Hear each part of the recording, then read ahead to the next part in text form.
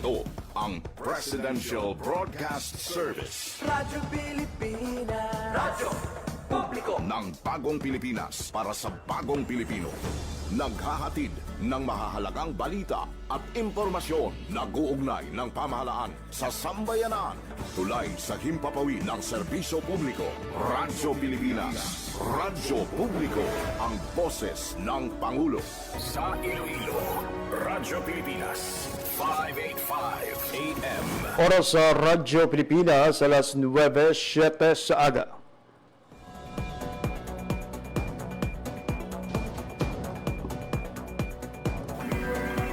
Sana'y tiyakin ng mga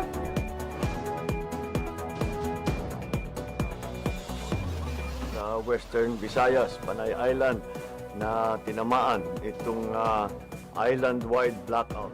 Ang pagsulod mo gid sa Maasim watershed. Pinaka-purpose nila ini para sa operation nato. We have that in collaboration with the Department of I am Health. again standing up. Mapiktahan ang ila freedom of Sa expression. Office of Civil Defense naman po, balita, issue, kag iban pa. Diri sa Radyo Pilipinas. Radyo Publiko.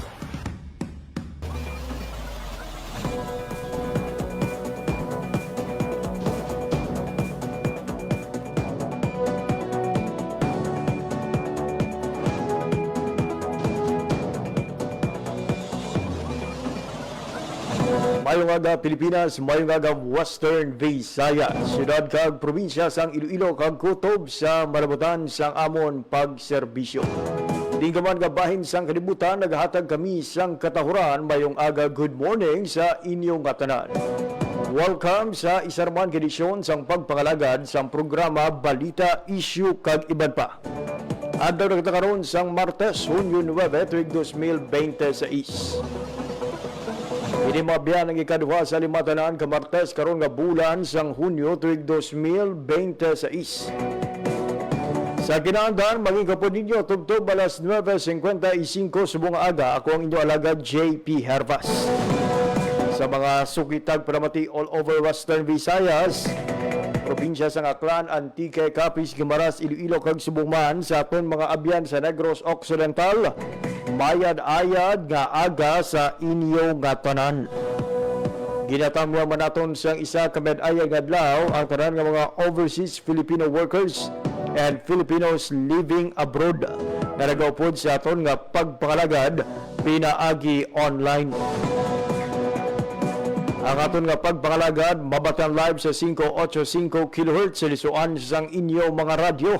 Sumuman live man kita nga mapamatian kag masaksihan pinagi sa aton nga official Facebook page ang Radyo Pilipinas Iloilo. Namusta na kamo mga biyan? Namusta ang unang adlaw sang klase sang inyo nga mga kabataan? Kabayan nga nangin mabinungahon ang unang adlaw sang abre klase ukon sang academic year 2026-2027 kahapon. Sa mga college students naman nga nagbakasyon pa lang kay natalana pa ang ilang mga graduation, pulo pa huway din pag may time. Subong adlaw mga biyan sang Martes, ginapangunahan ni Presidente Ferdinand R. Marcos Jr. ang ika-128 nga anibersaryo sa Philippine Navy sa Philippine Navy Headquarters sa Naval Station Jose Andrada sa Rojas Boulevard sa siyudad sang Manila. Centered on the theme Philippine Navy at 128 modern and ready, strong and steady, credible in mission, always mission ready. Ang highlights ng karon nga tuig nga selebrasyon nagdasentro mo abiyan sa ongoing modernization efforts sang Navy kag ang unwavering commitment para nga maprotektahan ang soberanya sang pungsod, lakip na ang territorial integrity kag maritime interest. Intambungan man ni Presidente Ferdinand R. Marcos Jr. ang commissioning sang BRP Rahal Lacandula, isa ka dugang sa Philippine Navy's fleet nga magpabaskog pa sang operational readiness kag maritime security capability sang pungsod. Kabato ba di sang presentasyon sang Navy's Tactical Data Link System nga magatan-aw man sa mga key naval assets nga maga-showcase ang Armed Forces of the Philippines' growing defense capabilities. Ang presidente nga nagasabi man Commander-in-Chief ang magapamunguna man sa pagpanagtag sang pagkilala o kung award sa mga outstanding military and civilian personnel bilang pagkilala mga biyan sa ila sining exemplary service, bravery, and contribution to the Philippine Navy. So bantayan mga biyan ha, sa hindi namang madugay ang posible paghatag sa mensahe ni President Ferdinand R. Marcos Jr. kadungkan mga biyan sang selebrasyon sang ika-128 nga anibersaryo sang Philippine Navy. Oras sa Radyo Pilipinas, alas 9:12 sa aga. Lakib sa aton sining nga pag-istoryahan sa atong pagpakalagad sa buong adlaw sa Martes mga biyan ang tuhoy sa update sa nagaluntad nga magnitude 7.8 nga linog dito mga biyan sa Mindanao kahapon. Ibalo naton ang mga response nga naparabot na sa aton sining nga gobyerno. Kasunod man sa parawagon ni Presidente Ferdinand R. Marcos Jr. nga magpadala sang madasig nga bulig sa mga apektado nga mga residente.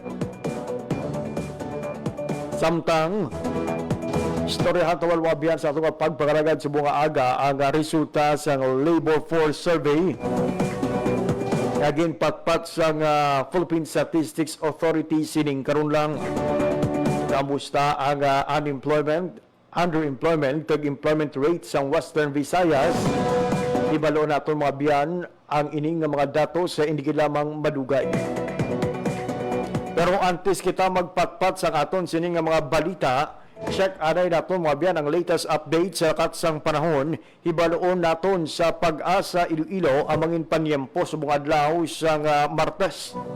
Kahapon may mga pag-ulan nga eksperyensyahan mga biyan sa pila ka mga lugar sa Western Visayas. Dari sa sunod may paghurugal pero daw may gid nagbubo ang makusog iyang pag-ulan, especially sa hapon. Okay na talo pang doon pila ka mga lugar basa ang dalan mga biyan. And we assume no nga may mga area nga ginulan iya kainas ang kagahon. Sinubong man sa pila ka mga lugar pagid sa iban nga bahin sang rehiyon. Oras sa Radyo Pilipinas, alas 9:14 sa aga. Sa sining oras ko po natin sa piyak nga linya si Ma'am Leonor Silvestre sang DOST Pag-asa. Ma'am Leonor, good morning. Hi, hello, good morning. Muna ang aton latest weather update para sa karon nga adlaw sang Tuesday, June 9, 2026. Southwest monsoon ang nag-aapekto sa may western sections of northern kag central Luzon. Diri naman sa Western Visayas, generally fair weather kita, pero may mga posibilidad lang sa mga isolated mga pag-ulan, pangalat kag panaguob, labi na gid sa hapon kag kagabihon tugas mga localized thunderstorms. Mahina tubtub makasarangan naman ang hangin naton nga magahalin sa direksyon south to southwest nga magadala sa makanay tubtub makasara ng pagbalod sang aton kadagatan. Forecast temperature natin generally nasa 26 to 32 degrees Celsius. Ang adlaw na butla kaginang alas 5:27 kaginang aga kag magatunod ini alas 6:11 karon sa hapon. Kag muna ang aton latest weather update. Halin diri sa may Iloilo Doppler radar station. Ako si Leonor Silvestre, madamo agad nga salamat. Ma'am Leonor, kahapon adlaw pila ka mga area sa probinsya kag syudad sang Iloilo naka-eksperyensya sang magalumon nga kalangitan kag pila ka mga lugar ang ginaulan gid kahapon. May binuy subong adlaw sang Martes, ma'am, ano kadako ang tsansa nga mangin maulanon ang aton sining nga panyempo? Well, sa dukaran nga adlaw sir, may mga high chance nga mga pag-ulanan sa may western part sa Panay sir, especially sa may province of Antique sir nga area sir, then sa may southern part sa Iloilo Iloilo, sir. Ayun. Ma'am Leonor, we are expecting a long weekend. Subong iya nga si Mana bangod sa holiday, no, sa maabot nga Biyernes. For guidance, ma'am, sa aton nga mga kauturan nga magalagaw-lagaw or may mga aktibidad this coming long weekend. Kamusta, ma'am, ang extended weather outlook sa Pag-asa? Well, base sa aton nga extended weather outlook, sir, diri sa may Iloilo, kita sir, generally fair weather, pero may chance man sa mga pag-ulan-ulan, sir, dara sa mga localized thunderstorms. I see. How about, ma'am, sa ibang nga mga areas ng Western Visayas, sa same ba na, sa Iloilo nga generally fair weather, pero may possibility sa mga isolated rain shower? Same man, sir, na forecast base sa aton nga extended weather outlook, sir. Ayun. Ma'am Leonor, for your time information ginhatag sa Radyo Pilipinas, madamo ugid nga salamat kag padayon. Welcome, sir. There we have it, mga biyan, latest updates sa lakat sang panahon gidulong sa aton sang Pag-asa Iloilo. Kaupod naton sa piyak na linya si Ma'am Leonor Silvestre. Ang oras sa Radyo Pilipinas alas 9:18 na sa aga. Mabiyan sa aton nga pagpanumbalik, istoryahan naton ang tuhoy sa ginpanagtag nga bulig o kung napalabot na nga bulig kag ang numero sa mga apektado nga populasyon sa nagluntag nga magnitude 7.8 earthquake sa Maasim, Sarangani kahapon. Ini kag iban pa nga mga impormasyon pagkatapos lamang isang pila ka pahanumdom. Si Dingdong Dantes po ito. Quiz time muna tayo. Kapag lumindol ng malakas, ano ang dapat mong gawin? Letter A, makipagtulakan at tumakbo agad palabas ng building habang may malakas na lindol? Letter B, tuloy lang sa work. Opo, work po tayo. Opo, tuloy lang. Or letter C, mag-duck, cover and hold kung nasa loob ng matibay na bahay at hihintaying tumigil ang lindol bago lumabas ng building. Kung C ang sagot mo, good job. Duck, cover, hold muna para mailigtas ang sarili sa malakas na lindol. Hashtag panatag ang may alam. Maging panatag, Pilipinas. Magandang araw, si Dingdong Dantes po ito. Binahaba ang bahay mo. May simple checklist ako para sa'yo. Una, check your outlets. Tignan kung walang cable na basa o nakababad sa baha bago buksan ang main switch. Pangalawa, check your surroundings. I-check kung may mga naipong tubig sa mga paso o gulong o iba pang maaaring bahaya ng lamok para maiwasan naman ang pagkalat ng dengue. And last, but definitely not the least, i-check ang sarili at ang pamilya. Kumonsulta sa health center o sa inyong doktor kung may nararamdamang sakit. Check, check, check! Ingat always, mga kababayan. Hashtag panatag ang may alam. Maging panatag, Pilipinas.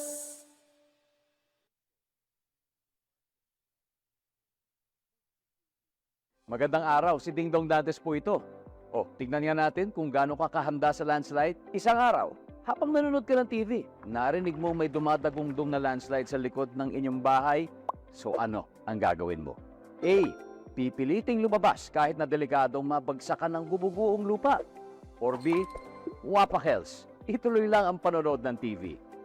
C. Magtago sa ilalim ng lamesa o sa matibay na parte ng bahay. Ibaluktot ang katawan at protektahan ang ulo. Kung C ang sagot mo, congratulations!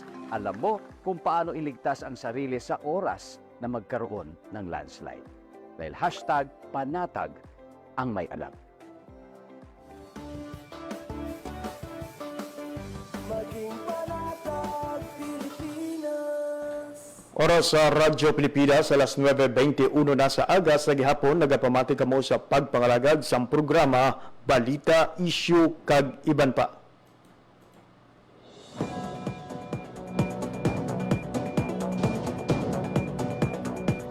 Mga biyan padayon ang pagpalabot sa bulig sa aton gobyerno sa mga apektado sa magnitude 7.8 nga linog nga ang epicenter o konsentro sini malapit sa Maasim, Sarangani, kung sa diin nagdangat mga biyan sa 145,693 katawo gikan sa 32,926 ka pamilya ang nabuligan sang DSWD sa Region 9, Region 11 kag Region 12.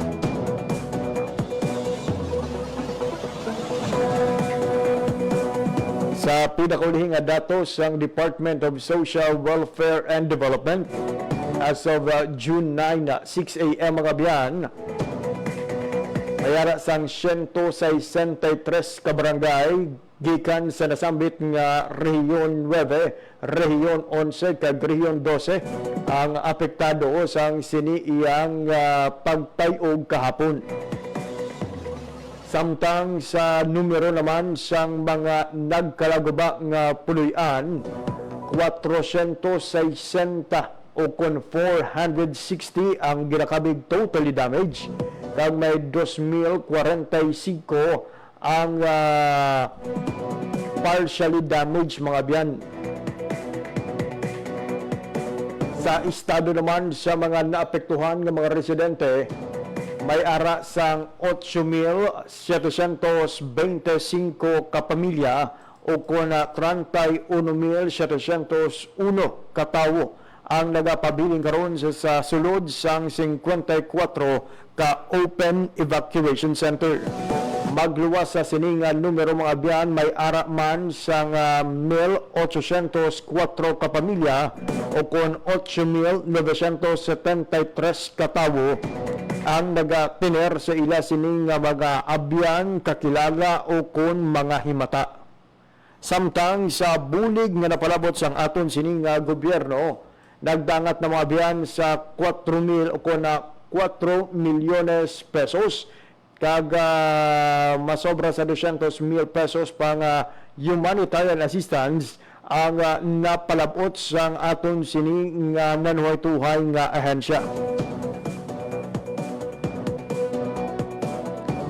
On top of this, mga biyan, may ara pa sang 5.3 billion pesos. 5.3 bilyones pesos nga available relief resources ang aton nga gobyerno nga handa nga ipalabot sa aton sining nga mga kauturan nga posible nga magakinahanglan pa sang bulig sa masunod nga mga inoras. Out of this 5.3 billion pesos, 4.4 million pesos mga biyan o kon 4.4 billion pesos ang balor sa mga food and non-food items. Samtang may 839 milyones pesos pa nga posible magamit nga pondo sa idalom sang Quick Response Fund. Siguro karon mga biyan sa aton nga gobyerno nga may bastante nga suporta, pagkaon kag bulig para sa mga pamilya nga napektuhan sang nasambit nga linog.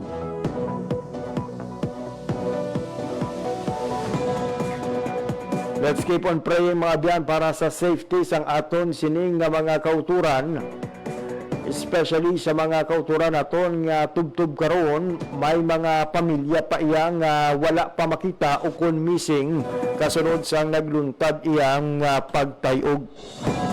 Makita naton sa mga naga-circulate karon nga mga videos online nga tuman gid ang halit nga dala sang sining linog. May mga lugar nga perte ang pagkatipag sang mga establishmento komersyal, may nagrilitik ang dalan, kag pila ka mga infrastruktura lakip na ang tulay ang naapektuhan man sang nasambit iya nga linog. Madamo man ang nagka-notice kahapon kay we know kahapon ang first day of classes. Kag halos tanan at the time nga nagaluntad ang ining linog, yara sagwa sa mga hulot klasihan. Attending their flag raising ceremony ang mga estudyante ka mga manunod sa nanituhay nga bulutuan kahapon. The reason ko nga madamo nagahambal nga our Philippine flag saves thousands of lives kahapon. Imagine kay kung natabo ang linog mga biyan in the middle of the day. O kung sa diin madamo sa mga estudyante ang ara sa sulod sa mga hulot klasihan o ara sa mga matag-as nga mga building. Way taman gina baliwala mga biyan ang posibilidad nga basi nagka-stampede pa kahapon. Pero luckily, natabo ang pagtayog, no, samtang daw kalmado ang tanan ara sa guwa na kadaan sang ila sining nga mga hulot klasihan sa mga school grounds nga masamiman nga ginagamit bilang mga evacuation center. So luckily, bisan amo ni ang natabo mga biyan ginapasalamatan naton nga safe ang kadamaan sa aton sining nga mga kulturan, especially ang aton nga mga estudyante. Di naton ma-imagine ang kakulba sang mga ginikanan kay mga manunudlo kahapon, thinking ati madamo sa mga estudyante ang posible nga maapektuhan kung yara sa kung nagluntad ang ining linog in the middle of the day. May mga nagahilibion kahapon sa mga video o nga nagasinggit nga ang bata ko nagapangita sa nga pamaagi nga makadtuan gilayon ang ila sini nga kabataan nga yara sa sulod sang eskwelahan. So again mga biyan ang aton sining gobyerno ang nagatingwa gid nga mahatag ang tanan nga kinahanglanon sa aton sining nga mga apektadong nga mga kulturan. And we hope and pray o nga madamo pagid ang magapalabot sang bulig not only from the government and even sa mga private sector sa aton sining nga mga kauturan nga nagakinahanglan karon sang bulig. Pero labaw sa pinansyal nga bulig mga biyan kabay nga ilakip kid naton sa aton nga pagpangamuyo ang safety sa aton sining nga mga kauturan, especially as we speak mga biyan ha, madamo pa sa mga recorded nga mga aftershock sa nasambit iyang lugar. Padayon kita nga magbantay, mag-aligmat mga biyan sa posible pa nga mga pagdadalon nga mga peligro sa sining magnitude 7.8 nga linog. Kag panumdom karon sa Office of Civil Defense sa aton nga makulturan bilang pagpaghanda sa epekto sang linog.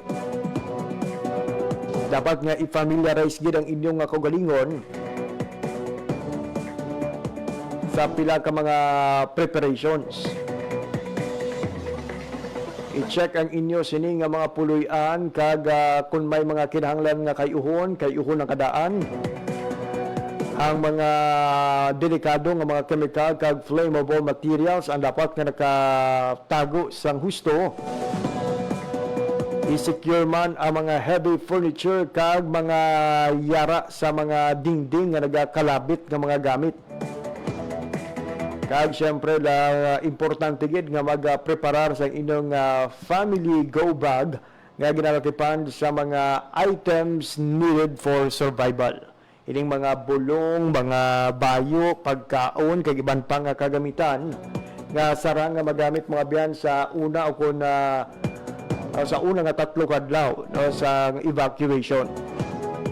Kag isa man sa mga ginapanugyan sa aton sining gobyerno mga biyan ang pag-upod o kung pagpakigbahin sa earthquake drill sa inyo sining mga opisina o kung komunidad. Iti balaan taman nga hindi ka nga isang bagyo nga daw ma-foresee pa nato mga biyan ang oras, ang adlaw kung saan o ini magalabay sa aton ang linog iya mga biyan waay gigita sang ideya kung saan o mag-occur o kung saan o magaluntad.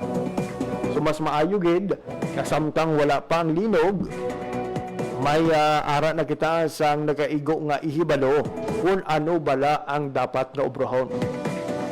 Sa tion naman sang linog ginapanumdum gid sa aton sining nga Office of the Civil Defense ang pag-observe sang duck cover and hold. Magpanago si dalom sang mapag-on nga mga lamesa kag magpanguyapot sang husto. Stay alert for potential threats.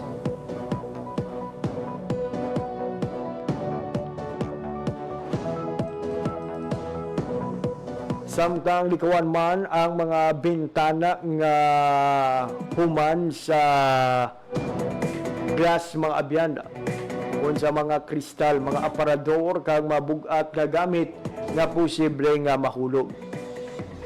Kag sa tion nga pahanugutan na kag natapos na ang pagtayog, gilayon nga magwa sa inyo sini nga building kag magkadto sa evacuation area.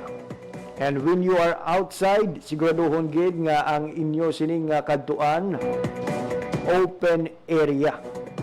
Basi bala nagpanago ka man tuod o kung nagkadto sa gwa pero sa ingod lang sa mga building no nga posible pa malumpag o kung matipag sa tion sa imo sini nga pag-evacuate. Magpalayo sa mga building, puno, poste, kag mga lugar nga may peligro sa posible pagkatipag. Kag kung nagamaneho ka sa imo naman nga salakyan, ipahigad ini kag ipauntat kag magwa. Kag sa tion naman nga matapos na ang pagtayog, stay alert for aftershocks. Ibaloon ang inyong kagalingon kag mga kaupod kung may ara sang may nakuha o kung na angkon nga injury mga biyan. Kag kung may ara, siyempre kinahanglan nga maghatag sang paunang lunas o kung ang first aid kung kinahanglanon. Unahon gid ang mga kinahanglanon sa mga katigulangan, mga nagabusong kag may mga kasablagan subong man sang mga bata. Kung ara naman ikaw sa ingod sang baybay kag may pamahog sang tsunami, kilayon nga magsaylo pakadto sa mas safe kag mas mataas nga lugar. Hibaluon kung may ara sa mga na alalawas mga abyan nga mga poisonous nga chemical kag mga pagkabutang nga posible halinan sang sunog. Isa man sa ginapahanumdom gid perme, hindi gilayon magbalik sa sulod sang building samtang wala pa sang abiso nga hilway ini. Kag siyempre kinahanglan nyo man nga busi-sion kung ay mga linya sang tubig kag kuryente para sa posible nga damage sini. Ibaloon man kung may leak ang tangke sang gas o kung LPG. So kabay mga biyan ha, sa sining panumdum sang Office of Civil Defense, mangin alerto kag mangin safe kita sa masunod pagid nga posible pagluntad sang mabaskog na mga linog.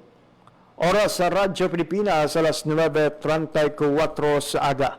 Pagitaan sa aton nga screen makabiyan ang ongoing nga aktibidad sa anibersaryo sa Philippine Navy kag ginalauman naton sa di lamang madugay ang posible paghatag sang mensahe ni Presidente Ferdinand R. Marcos Jr.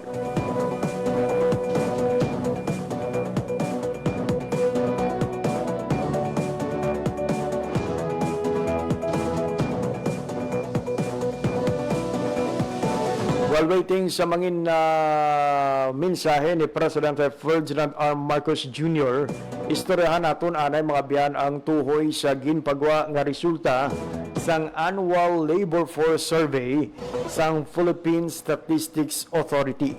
Ang Labor Force Survey mga biyan isa ka survey nga ginahiwat sang PSA agud matumod ang employment, unemployment and underemployment rate sang aton nga rehiyon. Pila bala ka mga Pilipino gikan sa aton nga rehiyon ang nakaangkon sang trabaho sang tuig 2025 kag pila ang nagapangita pa sang trabaho. Yari pamatian naton ang mensahe ni Director ni Lida Abular, ang Regional Director sang Philippine Statistics Authority Western Visayas. Sang annual 2024 to 2025 Labor Force Survey. Sa populasyon nga nagaedad 15 anyos pasaka, ang ara sa labor force o mga individual nga may trabaho o negosyo kag mga individual nga wala sang trabaho o negosyo ara sa 2.2 million sang 2025. Mas mataas ini kumpara sa datos sang 2024 nga ara sa 2.17 million. Ang labor force participation rate sang 2025 ara sa 64%. Ini may slight nga pagsaka kumpara sa labor force participation rate sang 2024 nga ara sa 63.8%. Kung ikumpara ang labor force participation rate sang Region 6 Western Visayas sa national estimate, nagapakita nga hindi maglayo ang resulta na ara sa 64% kumpara sa national estimate nga 64.1%. Kung ato naman lang tawon ang mga datos ng mga rehiyon sa Pilipinas, ang BARM ang may pinakamataas nga ara sa 73.5%, ang may pinakanubo naman amo ang Bicol Region o Region 5 nga ara sa 59%. Ang Region 6 ara lang sa tunga-tunga kumpara sa 18 tanan ka rehiyon. Sang 2025, ang numero sa mga employed person o ang mga ara sa labor force na may trabaho o negosyo ara sa 2.12 million. Mas mataas ini kumpara sang 2024 nga ara sa 2.1 million. Ang employment rate sang 2025 ara sa 96.1%. Mas manubo ini kumpara sa employment rate sang 2024 nga ara sa 96.4%. Kung ikumpara ang employment rate sang Region 6, mas mataas ini sa national estimate nga ara sa 95.8%. Kung ato naman lang tawon ang mga datos sa mga rehiyon sa Pilipinas, ang may pinakamataas amo ang CAR nga ara sa 97.3% employment rate. Ang may pinakanubo naman amo ang Calabar Zone o Region 4A nga ara sa 94.2%. Tatlo pa ka rehiyon katulad sang Negros Island Region, Eastern Visayas kag BARM ang kapareho sang Region 6 nga ara sa level sang 96.1%. Ang unemployment rate ara sa 3.9% o apat sa tagsa sa kagatos nga individual nga ara sa labor force ang wala sang trabaho o negosyo sang 2025. Mas mataas ini kumpara sa unemployment rate sang 2024 nga ara sa 3.6%. Kung ikumpara ang unemployment rate sang Region 6 sa national estimate, mas manubo ini sa national estimate nga ara sa 4.2%. Kung aton naman lang tawon ang mga datos ng iban nga rehiyon sa Pilipinas, ang Calabar Zone o 4A ang may pinakamataas nga ara sa 5.8%, ang CAR naman ang may pinakanubo nga ara sa 2.7%. Tatlo pa ka rehiyon katulad kapareho sang Negros Island Region, Eastern Visayas, kag BARM, ang kapareho sang Western Visayas na nakamarka sang 3.9% unemployment rate sang 2025. Ang numero sang underemployed o ang mga employed nga nagahambal nga gusto pa nila dugangan ang inoras sang ila pag-ubra o may ara pa dugang nga obra o kung may ara pa bag-o nga obra nga mas malawig ang oras sa pag-ubra. Ara sa 364,000 sang 2025. Mas mataas ini sa numero sang underemployed sang 2024 nga ara sa 235,000. Ang underemployment rate sa 2025 ara sa 17.2%. O 17 kakada isa kagatos nga individual nga may trabaho o negosyo ang mga underemployed. Mas mataas ini kumpara sa underemployment rate sa 2024 nga ara sa 11.2%. Kung ikumpara ang underemployment rate sa Region 6 sa national estimate, mas mataas ini sa national estimate nga ara sa 11.9%. Kung ato naman lang tawon ang mga datos ng iban nga rehiyon sa Pilipinas, ang Soc-Sargen ang may pinakamataas nga ara sa 25%. Ang Davao Region naman ang may pinakanubo nga ara sa 3.9%. Apat pa ka rehiyon ang may single-digit underemployment rate. Ini amo ang mga masunod, NIR, NCR, Central Visayas, kag Central Luzon.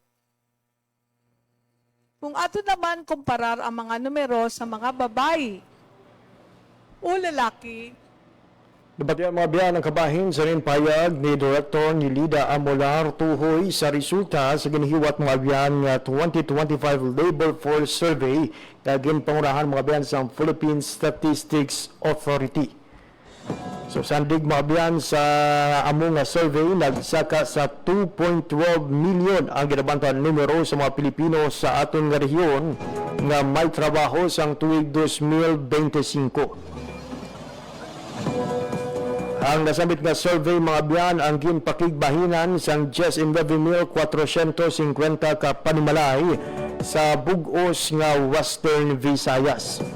Dugang pa ni Director Nilida Amolar, mas mataas ang halos Jess in 9,000 ang numero sa may trabaho sa rehiyon halin sa 2.10 million nga nabalhag sang tuig 2024. Samtang halin sa 77,000 na unemployed persons ang 2024, nadugangan sang halos 11,000 ang numero sang wala sang trabaho sa rehiyon sang tuig 2025. Nadugangan naman sa kapin 129,000 ang numero sang underemployment o numero sa mga tao nga may trabaho o kunegosyo pero nagpabutyag sang kagustuhan nga makangkon sang dugang nga oportunidad o kun bag-o nga trabaho. Halin sa 235,000 ka underemployed persons sang 2024, nagsaka mga biyan sa 364,000 ang nangin underemployed sa rehiyon sang 2025. Ginkalipay naman sa Department of Labor and Employment Western Visayas ang pagsaka sang mga numero sa mga Pilipino nga may trabaho na sa tuig 2025. Apang ginatag sang ahensya, kinahanglan tutukan sa gihapon ang numero sang unemployment kag underemployment. Ipatpakman sa ahensya ang pila sa ilang mga programang ginapatuman para mapabaskog ang labor force sang rehiyon, lakip na diri ang Government Internship Program kung GIP kag Special Program for the Employment of Students o kung SPES.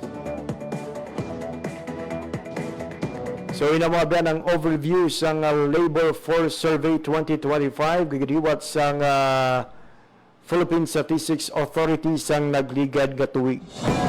Although partial pa lang ini mga biyan nga resulta, may minimal nga adjustment pa ang ining resulta sang survey according to PSA. Pero most likely mga biyan, hindi maglayo gid ang final report sa ginpagwa ang preliminary report sang PSA.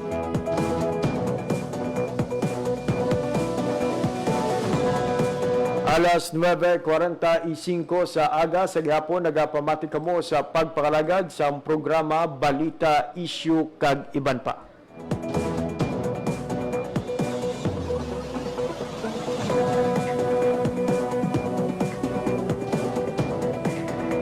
Pagbabayan sa maabot nga Hunyo 12 adlaw sang Biyernes, holiday mga biyana bilang pagselebrar sang araw ng kalayaan o kung adlaw sang kahilwayan sang pungsod. Angot sini mga biyan ginabalita sa aton sini Department of Labor and Employment nga may ara sang 95,000 ka oportunidad sa trabaho ang nagahulat sa 55 ka job fair site sa bugos nga pungsod bilang kabahin sa pagsilbrar sang ika-128 na adlaw sang kalayaan o kung adlaw sang kailuwayan sa maabot nga Biyernes. Sino kay Labor Secretary Francis Tolentino, ginalauman nga magaupod sa nasambit iya nga aktibidad ang MEL 181 ka lokal kag international nga employers sa dululungan nga pagbukas sang job fair nga ginorganisa sa mga regional offices sa Department of Labor and Employment kag sang mga Public Employment Service Office sa Konpeso. Sa karon mga biyan may ara na sang kumpirmado nga 95,240 vacant positions ang mahimo nga ma-applyan sa nanoy tuhay nga industriya. Nakip sa mga nagapanguna nga industriya nga nagakinahanglan sa mga mamumugon ang retail, manufacturing, construction, business process outsourcing o kung mga call center kag accommodation and food services. Ang pinaka-in-demand mga biyan amo ang sales clerk and store crew, production operator, construction worker, call center representative kag service crew. Magluwas sa mismo nga pag-apply sang trabaho, may araman sang igatanyag nga one-stop shop service para sa mas madasig nga pagkuha sa mga dokumento sa nanaytuhay nga ahensya sang gobyerno kaangay sang NBI, SSS, PhilHealth kag Pag-ibig. Magatanyag man ang TESDA sa mga oportunidad sa skills training para sa career development, samtang ang Department of Information and Communications Technology naman magahatag sa mga training course kag micro-credential program. Yara man ang Civil Service Commission para maghatag mga biyan sang bulig para sa mga eligibility requirement, schedule sang training kag mga bakante nga posisyon sang gobyerno. Kinapanugyan sa Department of Labor and Employment ang mga job seeker nga magdala sang madamo nga kopya sang resume kay ban pa nga mga pre-employment documents para madasig nga maproseso kag mahatagan sang kahigunan nga ma-hire on the spot. Ang inisyatibo nga ginatawag nga Dole Trabaho Agad magasugod mga biyan sa Hulyo 10 sa 55 ka pili nga lokasyon kag madalagkuan nga mall sa pungsod. Katuyuan sini nga maghatag sa gilayon nga trabaho kag oportunidad para sa mga wala trabaho kag kulang ang income sa sulod mismo sang ila mga komunidad. Ginalauman man sang Dole nga magataas pa ang numero sa mga upod nga mga employer kag mga bakante nga trabaho sa mga sunod nga adlaw. Ang ining Dole Trabaho Agad mga biyan ang kabahin siyang advokasya sang administrasyon ni Presidente Ferdinand R. Marcos Jr. na pasangkaron ang desente nga oportunidad sa trabaho para sa mga Pilipino. Oras sa Radyo Pilipinas, alas 9:50 sa aga.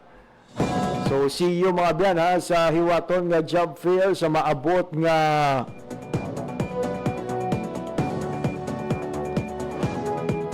Biyernes sa Hunyo 12. Kaglauman ang dugang pagid nga mga detalye sa iban pang mga public affairs program sa Radyo Pilipinas Iloilo. For the meantime, wala na kita sa oras nga nabilin sa aton sining nga pagpangalagad. Diri na gilamang anay kutob ang atong edisyon sa mga adlaw sa Martes o Hunyo 9 tuig 2026.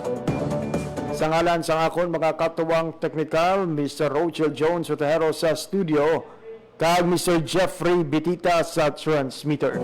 Ako naman ang inyo nangin alagad, JP Hervas. Madamo nga salamat sa inyong pagpamati. Maayong aga, Pilipinas. Balita, issue, kag iban pa. Diri sa Radyo Pilipinas. Radyo Publiko. Radyo Pilipinas.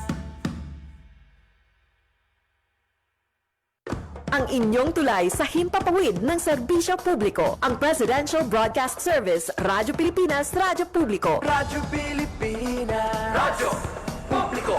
Kinilala ng pang-international at prestigyosong Asia Pacific Broadcasting Plus Awards 2025 para sa kategorya ng Government Streaming. Ito ay dahil sa